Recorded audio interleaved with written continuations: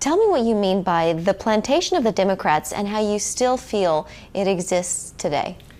Well, the Democrats were the party of the old slave plantation. Again, they kind of try to blame that on the American founders, but the truth of it is that there were plantations in America in the founding, but there weren't that many of them.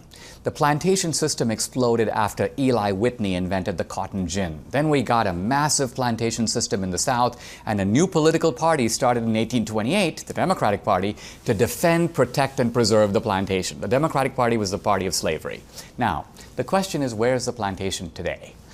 Interestingly, an important scholar, Kenneth Stamp, in his book, The Peculiar Institution, he tells you what were the features of the old slave plantation. He says, dilapidated housing, broken families, a lot of violence necessary to hold the plantation together. No one gets ahead, intergenerational dependence of the slaves on the slave owners. And finally, he goes, just nihilism, despair, this sort of feeling that there's no future. And I say those exact same 5 features can be found today in what I would call the modern democratic plantations. Now, these aren't just the inner cities.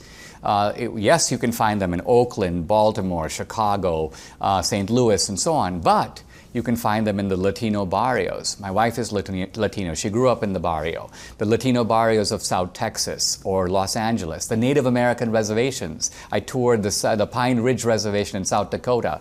All the features of the old slave plantation are present. And who's running the new plantations? The same party, the Democrats. And they're making excuses for it just like the old slave owners did. The old slave owners said, listen, don't point your finger at us. What we're doing is really good for the slaves. That's why we're doing it. It's not for our benefit. And similarly now, the Democrats, listen, don't criticize the inner city because we're doing it for those people's benefit. We are actually the protectors of those poor people, even though after trillions of dollars of spending, notice that nothing seems to improve in those places.